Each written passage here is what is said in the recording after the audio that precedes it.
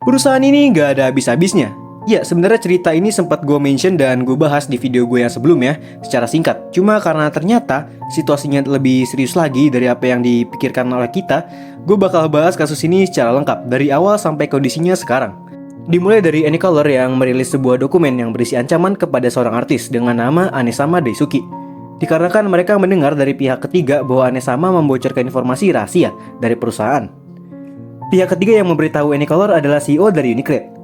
Anesama mengatakan bahwa Unicred menolak membayar dia atas pekerjaannya dan dia harus pergi ke agen hukum pemerintah metropoli Tokyo untuk akhirnya meminta mereka membayar. Dan itu tepat terjadi setelah Anesama menerima dokumen dari Anycolor. Setelah ditelusuri kembali, ternyata CEO dari Unicred ini memang memiliki reputasi yang buruk. Dan Anycolor malah mempercayai kata-katanya tanpa menanyakan artisnya terlebih dahulu. Aneh. Anesama disarankan oleh orang-orang untuk berkonsultasi dengan pengacara dan kemudian menghapus tweet aslinya. Besok paginya ia men-tweet lagi bahwa staf Anycolor dengan lencana pengacara menggunakan stempel tanda tangan CEO yang sering digunakan dalam bisnis Jepang kayak gini nih, tanpa izinnya. Banyak yang berasumsi Anycolor memberinya balasan seperti ini setelah Anesama berkonsultasi dengan pengacara. Anesama men-tweet bahwa itu ilegal dan mengungkapkan keterkejutan dan kekecewaannya karena perusahaan mempekerjakan orang seperti itu. Dia juga mengatakan dia merasa kasihan pada CEO karena dia mungkin tidak mengetahuinya. Tapi ternyata tidak sampai situ saja kawan. Kemudian Anesama membalas salah satu tweetnya dan mengungkapkan bahwa dia pernah dilecehkan oleh pengacara Anycolor di masa lalu. Di tweet yang pertama ini dia mengatakan bahwa dia sempat dilecehkan oleh pengacara yang kayaknya masih baru. Dan itu seperti kasus penyalahgunaan kekuasaan gitu, kayak power trip lah. Lalu di sini ada dua tweet lagi sebelum tweet yang tadi, di mana tweet ini pertama si Nesama ini mengatakan bahwa dia mempunyai rekaman suara di mana dia dikecam oleh 3 orang dari perusahaan. Dan tweetnya yang satu lagi itu dia menyatakan kekesalannya terhadap perusahaan tersebut dan bagaimana perusahaan tersebut ketakutan gitu kan. Kayak tiba-tiba akhirnya dia mau ngegugat balik dan punya pengacara. Gini bunyinya. Perusahaan yang tidak mengubah struktur internalnya itu susah ya. Lawan yang sebelumnya kamu pikir remeh dan bisa melakukan pelecehan kekuasaan sebanyak yang dia mau, tiba-tiba datang dengan persiapan gugatan dan membawa pengacara, membuat kamu takut dan akhirnya membayar dengan harga yang ditawarinya. Kamu pikir kamu sudah membayar untuk mengakhiri konflik di masa lalu kan? Aku marah karena meskipun aku telah bersikap sabar, kamu masih melakukan hal yang buruk. Di dalam kedua tweet tersebut dia tidak menyebutkan nama siapapun, namun ada beberapa elemen di sini yang kita perlu perhatikan. Dikarenakan ada penyebutan harga saham, awalnya orang-orang tuh berpikir bahwa itu merujuk pada Unicred, tetapi Unicred tidak terdaftar dan tidak memiliki saham secara publik gitu. Jadi menurut gue wajar kalau semua jari itu tertunjuk kepada Anycolor. Dia juga bilang orang-orang yang dia bicarakan telah melakukan hal-hal yang mengerikan kepadanya di masa lalu dan membuat dia hingga sekarang jadi trauma.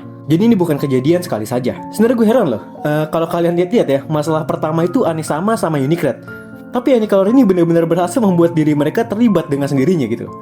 Dan malah membongkar kebusukan mereka sendiri. Dari tadinya mau ngebersihin nama baik, malah makin jelek. Lalu setelah itu semua berlalu, Anesama mengungkapkan beberapa informasi baru dalam sebuah video menggunakan meme kucing yang populer tentang apa yang terjadi. Dia diminta agar dia tidak menyebutkan nama perusahaan agar orang-orang tidak salah paham. Jadi hanya akan menyebutkan sebagai perusahaan aja mulai sekarang. Di sini ada translate dari video kucing ya. Bakal gua dap aja pakai text to voice biar kalian bisa bedain. Sekarang akhirnya aku bisa makan dengan baik. Uang yang belum dibayar sudah ditransfer ke rekening bankku. Malam ini pesta. Sushi. Yakiniku. Apa ini? Ini untuk pekerjaan. Departemen Hukum. Itu perusahaan yang dulu melecehkanku. Apa yang mereka inginkan sekarang? Kami mendengar dari CEO perusahaan lain bahwa kamu telah menyebarkan rumor buruk tentang kami.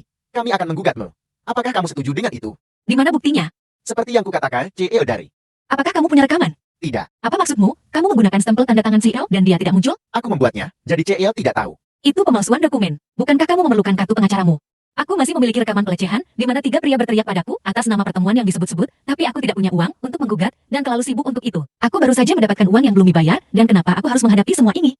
Aku tidak melakukan apa-apa, dan tetap diam, meskipun aku dilecehkan, kamu hanya membayar separuh dari jumlahnya, bahkan ketika kita menyelesaikan kasus ini, mengatakan, kamu tidak bisa membayar pendapatan bulanan seorang gadis. Jangan mengganggu aku. Maksudku, berhentilah membuat cerita palsu lagi tentang apa yang tidak kukatakan, kamu melakukan itu selama pelecehan juga, jadi itu membuatku merasa mual. Apakah kamu mencoba membuatku mengalami kelas balik? Itu mengingatkanku pada saat ketika aku dipanggil ke kantor, ketika keluar, karena alasan yang tidak perlu, tidak diizinkan catatan. Selama pandemi COVID, aku masih ingat kamu berkata, apakah kami memanggilmu? Kamu membuatku. Jadi si perusahaan ini hanya memberikan separuh pembayaran untuk penyelesaian di masa lalunya. Dan memanggil ke kantor selama pandemi COVID. Dan membuat si Anesama ini menunggu di luar di cuaca yang dingin gitu selama 1 jam. Dia juga mengalami flashback dari trauma itu, tapi tidak memiliki uang maupun waktu untuk menggugat. Dan di sini pun dia juga membuat video tentang pelecehan yang dialami juga. Di sini langsung aja dialognya, habis itu gue kasih kesimpulan dari dialog yang kayak tadi lah.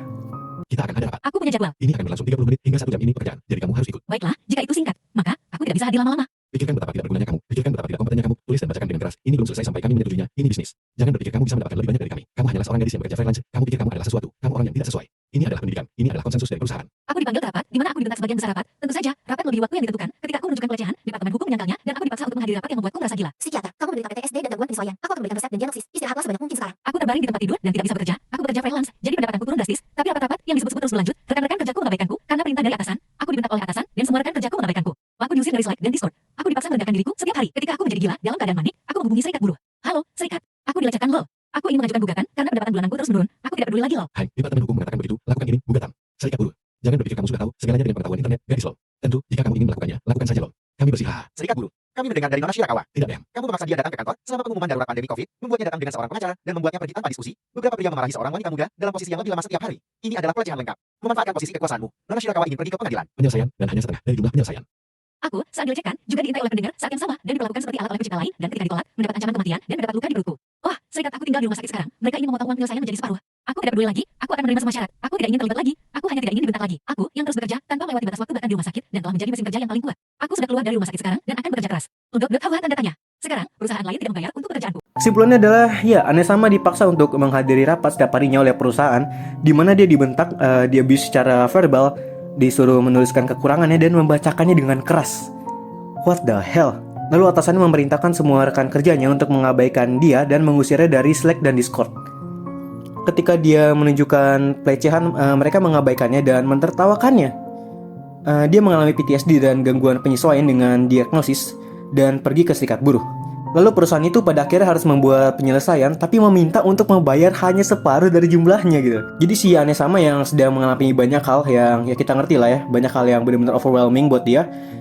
Dia menyetujui syarat-syarat yang diajukan oleh perusahaan itu karena dia tuh nggak pengen terlibat lagi. Gila, ini parah banget sih. Gue bacanya aja kasihan men. Lingkungan kerja kayak gitu tuh harusnya nggak ada. Dan ada juga salah satu orang di komunitas yang bilang kayak gini, sama seniman aja begitu, apalagi sama livers mereka. Astaga, semua warna tapi kamu memilih warna hitam bro. Ini buat hashtag Sing The Yachts kayaknya makin bener-bener harus dinaikin lagi nih. Oke, sampai sini aja videonya. Seperti biasa ini video-video terbaru gue. Jangan lupa like dan subscribe.